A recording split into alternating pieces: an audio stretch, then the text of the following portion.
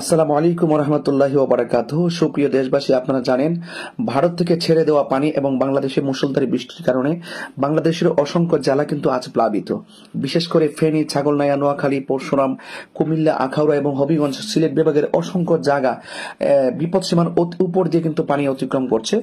সঙ্গত কারণে মানুষের যে চলাফেরার জীবনযাত্রার মান কিন্তু অসহনীয় হয়ে পড়েছে। এবং আপনারা জানেন যে এই মুহূর্তে আমরা কিন্তু অবস্থান করছি আখাউড়া উপজেলার মনিয়ন্দ ইউনিয়নের কর্নেল বাজার, বিশেষ করে এই পাশে দুর্গত এলাকা খলাপাড়া, ইটনা, এই আরিয়ল, এই এলাকাগুলো কিন্তু মুষলধারে বৃষ্টিজনিত কারণে এই মুহূর্তে আমরা যে একটি রাস্তা, একমাত্র রাস্তা ছিল যে রাস্তাটা একটু সামনে কিন্তু ইন্ডিয়া, মাঝখান দিয়ে কিন্তু প্রচুর খড় স্রোতের কারণে কিন্তু রুটটি ভেঙে যাওয়ার কারণে কিন্তু ওপারের সাথে কিন্তু এপারের মানুষের কিন্তু যোগাযোগ বিচ্ছিন্ন হয়ে পড়ে। আর এত মুষলধারে বৃষ্টির কারণে এত স্রোত, বন্যার পানি, এই যে সমতল যে বাড়িগুলো ছিল সেই বাড়িগুলোতে এই খড় স্রোতের ধাক্কা লেগে বাড়ি কিন্তু ভেঙে যাচ্ছে এবং মানুষের প্রয়োজনীয় ছোট ছোট করে তিলে তিলে গড়ে ওঠার স্বপ্নের অনেক কিছুই কিন্তু ঘরের মধ্যে থাকে।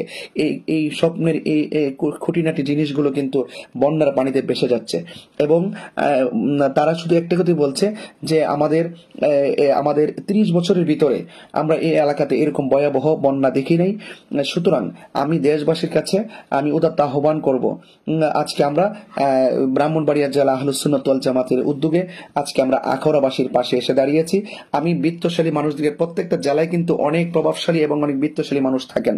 আপনারা প্রত্যেকটা জেলার বিত্তশালী মানুষ যদি প্রত্যেকটা জেলার দুর্গত মানুষের পাশে দাঁড়িয়ে যান, বানবাসী মানুষের পাশে দাঁড়িয়ে যান, আমার মনে হয় তারা দীর্ঘ শ্বাস ফেলতে পারবে এবং তারা আশ্বাস পেতে পারে এবং তারা কিন্তু যে বন্যার যে আতঙ্ক, সেই আতঙ্কটা কিন্তু কিছু সময় জন্য হলেও কেটে উঠতে পারে। এবং আপনি জানেন যে ফেনীতে কিছু কিছু বাড়িতে পানি এক নিচতলা, উপরতলা, দোতলা পর্যন্ত পানি স্পর্শ করেছে এবং তারা সেখান থেকে রাতের বেলা নেটওয়ার্ক পর্যন্ত বিচ্ছিন্ন হয়ে গিয়েছে। এবং তারা এতটুকু বলছেন যে আমরা দোতলাতে অন্ধকারে আছি, আমাদের খাবারের প্রয়োজন নাই, আমাদেরকে আপনারা জীবনটাকে বাঁচান। এই জন্য আমি যারা স্পিড বোট আছে, যারা ইঞ্জিনের নৌকা আছে, বড় বড় নৌকাগুলো, আমি অনুরোধ করব আপনারা সীমিত দামে মানুষের পাশে আপনারা দাঁড়িয়ে যান।